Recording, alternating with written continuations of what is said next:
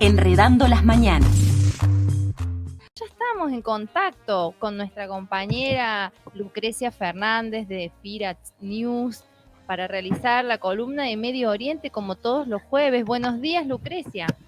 Buenos días. La idea de la columna de hoy, ahí estábamos viendo, ¿no? Qué difícil que es siempre pensar en un tema en un contexto tan conflictivo y a su vez con tanta historia y con tantas cosas y con tanta lucha. Anticipando un poco que el jueves que viene vamos a estar hablando de la revolución de Rojavá porque se cumplen 20 años. Hoy vamos a trabajar sobre un tema que venimos hablando ya hace varios encuentros y que tiene que ver con todo esto que viene sucediendo con el ingreso de Finlandia y Suecia a la OTAN, porque, bueno, como bien mencionaba en algunos momentos, evidentemente este acuerdo por el cual Turquía deja de vetar el ingreso de Suecia y Finlandia a la OTAN, trae como colación una serie de acuerdos en relación a la deportación de personas que están en la región. Y quería un poquito contextualizar varias cuestiones, qué tipo de, o desde cuándo y de qué manera el pueblo kurdo vive en el exilio. Recordemos que solo en Europa hay más de 4 millones de kurdos y kurdas viviendo en diferentes países de la Unión Europea, pero no es que todo haya sucedido en los últimos años y que tengan que ver producto de las guerras o de todas las circunstancias que venimos mencionando, sino que ha tenido diferentes procesos, ¿no? Entonces tenemos de repente familias que han migrado en los 40, cuando fue todo el proceso de asimilación, y por ejemplo la lengua kurda se fue prohibiendo y si vos no hablabas en otro idioma no podías trabajar, no podías ir a la escuela, no podías hacer un montón de cosas, eras discriminado y discriminada. Entonces ahí ya hubo un primer oleaje sobre todo de trabajadores y trabajadoras a lo que es la zona de Alemania, y después tanto en finales de los 70, durante los 80, los 90 y ya en el 2000, hay todo un éxodo de migración hacia Europa muy marcado por la persecución política, ¿no? Porque, bueno, recordemos que en el 79 fue el golpe de Estado en Turquía y que empezó un proceso de mucha violencia, represión, tortura y desaparición hacia el pueblo kurdo y hacia la oposición y la izquierda en general, pero hacia el pueblo kurdo en particular, que subsiste hasta el día de hoy. Entonces, cuando hablamos de que el acuerdo de Suecia y Finlandia para que ingresen a la OTAN, o sea, en realidad para que Turquía no vete ese ingreso, va de la mano de una negociación de aumentar la presión y la persecución sobre el pueblo kurdo, es muy preocupante. De hecho, vamos a estar como mencionando algunas cosas que han sucedido solo en las últimas 2 semanas y también entendiendo qué implica, ¿no? Porque, por ejemplo, muchos de los coalcaldes y coalcaldesas que fueran destituidas en las regiones kurdas de Turquía, elegidas democráticamente y destituidas por el gobierno turco de manera arbitraria y acusados en muchos casos de propaganda terrorista y demás, han pedido asilo político en países sobre todo como Suecia.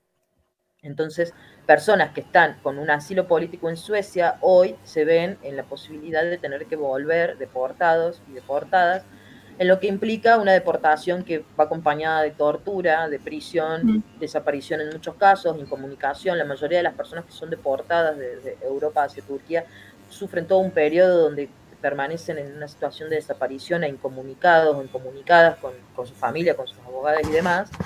Entonces se viene un momento de mucha preocupación, hay muchos organismos e instituciones kurdas en Europa que están recibiendo muchas consultas con mucho miedo y preocupación, ¿no? Por supuesto, porque no es un dato menor que durante los últimos años Ankara, o sea, el gobierno turco ha pedido una lista de 33 personas para que sean deportadas solo de Suecia y ahora está preparando una lista de casi 100 personas a partir de este acuerdo que se ha llevado adelante. A su vez, la primer ministra sueca no está diciendo que no vas, o sea, hay como todo un halo de que no se sabe exactamente sobre las negociaciones en su totalidad y, por un lado, Erdogan ha dicho públicamente que el acuerdo con Suecia es que todos los pedidos de extradición se van a cumplir. La primer ministra sueca dice que ella no va a decir nada. O sea, básicamente no va a hablar sobre lo que se habló en esa negociación. O sea, no está diciendo que no, sino que está silenciando un acuerdo que claramente viola toda una serie de derechos en este contexto, ¿no? Eso claramente trae muchísima preocupación. Pensemos que, por ejemplo, en Suecia viven alrededor de 100.000 personas de origen kurdo.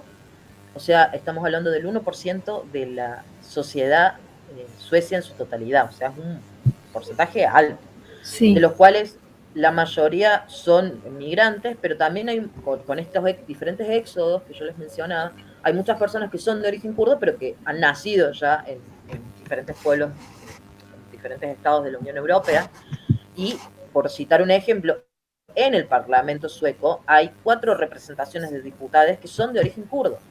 O sea que hay toda una vinculación, una institución, ni hablar los marcos legales y toda el discurso, y a su vez también muchas veces en términos de práctica de defensa de los derechos humanos que tienen países como Suecia, que ha hecho que históricamente, por ejemplo, diferentes personas pidan asilo político, y en particular las personas kurdas, por haber tantas personas kurdas viviendo allí, que evidentemente es un escenario de mucha inseguridad, mucha incertidumbre, mucho miedo, porque tienen allí su familia, sus trabajos, su vida, porque así como hay personas que han pedido asilo político hace 4 o 5 años, hay personas que han pedido asilo político hace 20, hace 10, hace 30. Entonces, la situación es bastante compleja. No es algo que no haya pasado antes, digo, sobre todo Alemania suele dar el ok a la extradición del pueblo kurdo hacia Turquía.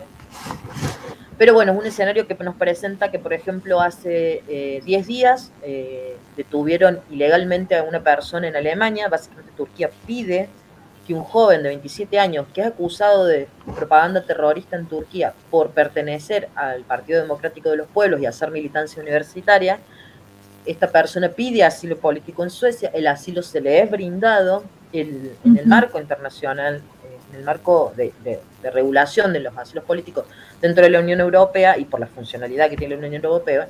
Esta persona puede movilizarse por diferentes países limítrofes, ¿no?, de la región. Él se dirige a Alemania, cuando está en Alemania, Turquía pide la extradición, Alemania le da el ok a la extradición y lo detienen durante 10 días, en los cuales permanece desaparecido e incomunicado en un centro de detención allí en Alemania.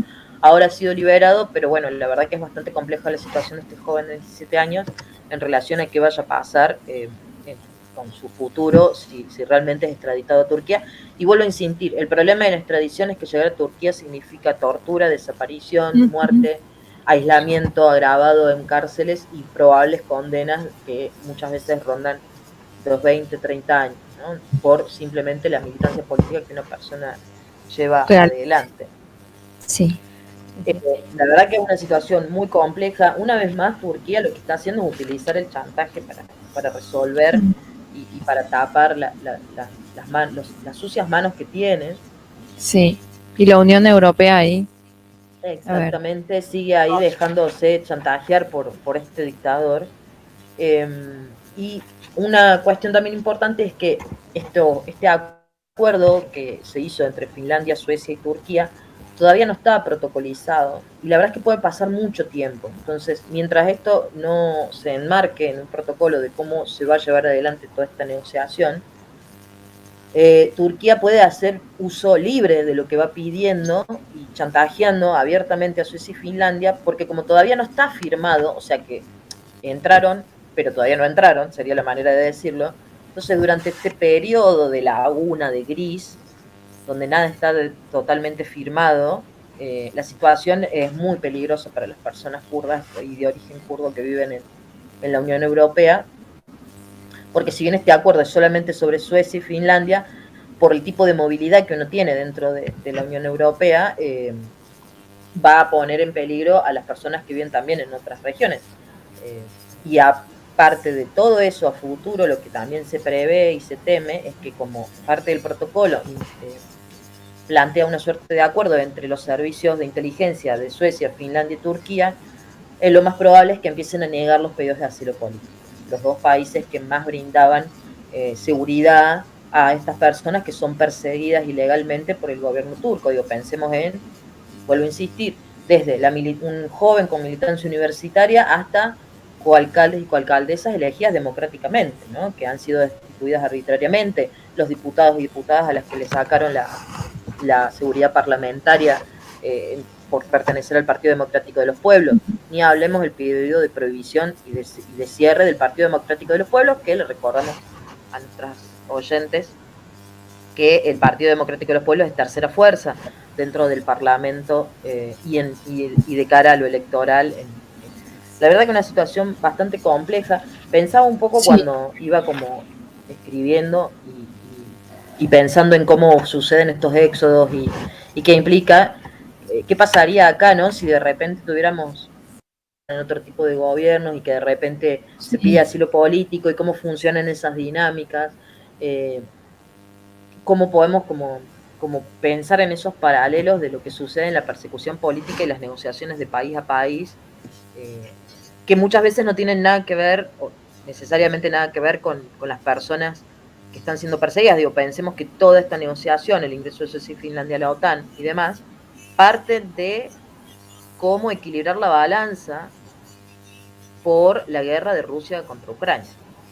O ujú, sea, entonces es como esto, cuando sí, hablamos de geopolítica, ¿no? Cuando hablamos de geopolítica no hablamos solo de datos y de nombres y de lo que sucede en un momento específico, sino como una suerte de efecto dominó o de efecto mariposa, que la geopolítica y la globalización funciona de tal manera que lo que pasa en un lugar termina impactando en el núcleo familiar de una familia que vive hace 20 años en Suecia, ¿no? Por decirlo de manera un poco simplista o simplificada, pero en definitiva, eh, la decisión de unos impacta de esa manera en una dinámica cotidiana como no saber qué va a pasar con tu futuro y vos hace 7 años que estás viviendo en un país con un asilo político o simplemente por cuestiones laborales, pero como tu origen étnico es tal, sufrís o que se te acuse de terrorista o que se te extradite y todo lo que eso implica, ¿no? También, porque no es sí, solamente la extradición de una persona, sino qué queda detrás de eso. Por ejemplo, este joven de 27 años tiene su familia, tiene su familia en Suecia, si es extraditado va a quedar totalmente aislado. Y así ha pasado con mucho, eso sucede muy seguido de una manera de aislamiento también, ¿no? O sea, lo que hacen es ujú, extraditar a personas cuyo núcleo familiar se encuentra en Europa, entonces quedan no solamente detenidos y en situaciones horrorosas en las cárceles turcas, sino que aparte quedan aislados, porque su claro, familia no puede entrar a Turquía porque van a caer en la misma circunstancia, y esa persona queda totalmente aislada de sus vínculos, de su familia, de mm, su entorno, por definiciones y medidas que están a la vez muy lejanas de que uno pueda llegar a controlar, ¿no? Porque esto es, ni siquiera implica de una decisión puntual, de uno como persona o como ciudadano y ciudadana. ujú, Nos supera complejo. ampliamente. Sí, sí, sí. La verdad que preocupante. Los derechos humanos ya ni existen en los términos de que vos estás relatando. Eh, Y Turquía viene ganando terreno en la Unión Europea, porque pensemos que desde el triple asesinato de las tres compañeras kurdas sí, en el 2013 en Francia, que fue organizado y orquestado por el Servicio Secreto Turco y nunca llegó a buen puerto la investigación. La situación que se vive en Alemania, pensemos en Alemania, lo hemos hablado en algunas columnas, que están hasta prohibidos las banderas, los símbolos, los colores, todavía no han prohibido del todo las manifestaciones, pero van por ese camino. Lo que va a empezar a suceder en Suecia y Finlandia ahora. Lo que ya viene sucediendo también en el Estado español, que la verdad que es bastante hostil con la comunidad. Entonces, sí. Avanza, Erdogan avanza va con ganando tenis. poder, sí, y va ganando terreno mientras viola sistemáticamente y de manera terriblemente burda los derechos humanos. Y no hay que olvidar que en medio de todo esto, aparte, Erdogan hace 2 meses que abiertamente amenazó con que va a volver a atacar el norte y el este de Siria. Que lo hace cotidianamente, sí, pero de estas amenazas siempre vienen ataques a gran escala, que bueno, que ya sabemos dónde recrudece, ¿no? Entonces, Ujú, sin olvidar que gana terreno también hacia otros lados, y una comunidad y una Unión Europea y Naciones Unidas y etcétera que evidentemente les sirve este personaje nefasto que lleva adelante estas cosas, eh, y no se rasga las vestiduras como sí lo hace con otras cuestiones, porque evidentemente hay intereses que les son más importantes que poblaciones masacradas, lamentablemente. panorama, la verdad, muy, muy complejo. Eh, el que nos estás relatando, Lucre, complejo y preocupante. Pero bueno, te agradecemos que nos los hayas descrito y que tengamos acá la posibilidad de poder profundizar sobre el tema. Por supuesto. Y bueno, siempre eso, Estaba ¿no? Pensar que es, leyendo una nota. Sí, sí, sí, disculpa. No, pensar en lo cambiante que es el escenario, porque no estaría, o sea, nunca pensamos 4 meses atrás que íbamos a estar teniendo este relato, ¿no? Digo, por ahí uno siempre nos pregunta qué proyección hacemos, qué creemos que va a pasar en Medio Oriente, con esto, con aquello. Digo, la problemática kurda es una de las tantas problemáticas de Medio Oriente, ¿no? Eso nunca hay que olvidarlo. Y la verdad que muchas veces es real lo que decimos de lo complejo que es poder proyectar a largo plazo cuál va a ser el desenlace en un territorio, porque pasan estas cosas en el medio. Así es. Bueno, Lucre, seguramente en estas columnas vamos a seguir abordando este tema, así que te agradecemos el contacto del día de hoy. Bueno, muchísimas gracias a ustedes. Vamos a estar el jueves que viene hablando entonces de un nuevo aniversario de la revolución de Rojava en el norte y este de Siria. Enredando las mañanas.